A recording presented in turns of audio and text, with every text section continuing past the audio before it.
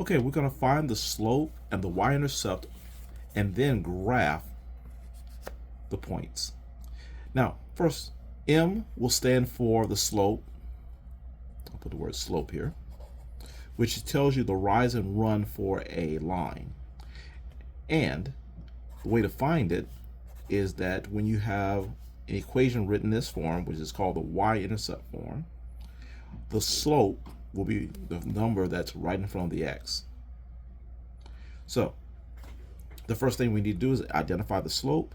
For this one, the number in front of the x is 2 over 3. So our slope is 2 over 3. Secondly, we need to identify the y-intercept. The y-intercept is a point. The way to find it is that you look at this number here, and that is going to be your y number. So -5 is my y. And then for the x number, always put 0. And this will create what we call a y-intercept. When you graph that, 0, -5, 0 tells you to stay in the middle, but -5 means you got to go down 5. 1, 2, 3, 4, 5, and it will create a point. So let's do that. So this 0, -5, let's start here in the origin and go down 5 times. 1, 2, 3, 4, 5. And there's our point. Let's label it. That's 0, -5. Now, the next thing we do is we use our rise and run numbers to get our next point. The 2 is our rise, and the 3 is our run. So from this point right here, we're going to rise 2 times and run 3 times. So starting from here, if I rise 2, 1, 2, that's rising 2. Then we'll run 3, 1, 2, 3. I end up at this point right here. That's my new point. Okay. Again, I'm going to rise 2 and then run 3 times. Now we have to find out what the name of that point is. Now I have to look at how far to the right and then how far down it is.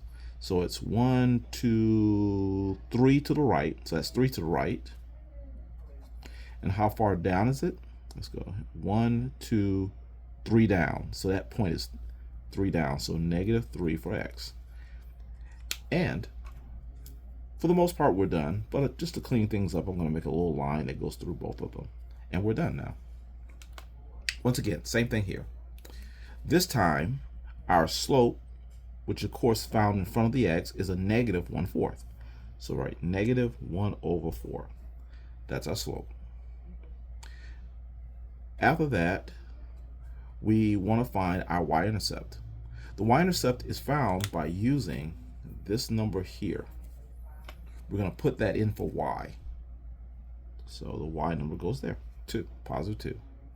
And what number goes here? Always 0. And that makes it the y-intercept. So let's go find that. Let's go plot the point 0, 2. 0 means we don't go to the left or right, but the 2 means we go up 2 times. So 1, 2. So here we are. That's our 0, 2. Lastly, to find our next point, we use our slope. The top is the rise, the bottom is the run. Now the rise has a negative, so what that means is that we're going to go down 1 and then over 4. So instead of rising 1, we're going to, it's the opposite of rising, falling, I guess falling. So we're going to fall 1 time, and then we're going to run 4 times. So down 1, 2, 3, 4. So this is where we end up when we go down 1 or fall 1 and then run 4 times. We have a new point. Now I want to label this point. This point would be 4 to the right, so I'm going to put a 4 here, and it is 1 up, so I'll put a 1 there.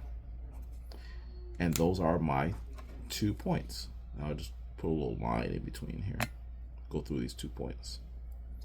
Lastly, we want to know the slope. The slope is always found in front of the x, and it will be the -3/4. -3/4. That's our rise and run. Now, next, This point will be made out of, is the y-intercept, and it will be made out of the last number here. So we're going to put this number there. So -3 goes here. And the first number will be 0 always. And that creates what we call our y-intercept. So let's find the y-intercept. So 0 means don't go to the left or right, but 3 means go 3 down. So 1, 2, 3. And that is our point 0, -3. Okay, now let's follow what our slope says. Our slope, the 3 is rise, but it all can also be fall. That's if there's a negative. And the bottom is a run. So we're going to fall 3 times and then run 3 times. So start here, fall 3 times, 1, 2, 3, and then we're going to run 4 times. 1, 2, 3, 4. There we are. Okay, that's how you fall 3 and run 4. Now the location of this. So x-wise, the location is 4. And as far as y is concerned, how far down? We are down, let's see, 1, 2, 3, 4, 5, 6. It looks like you're 6 down. So that's -6. So that is the location of our second point, 4, -6. And then we just put a line through the 2 points.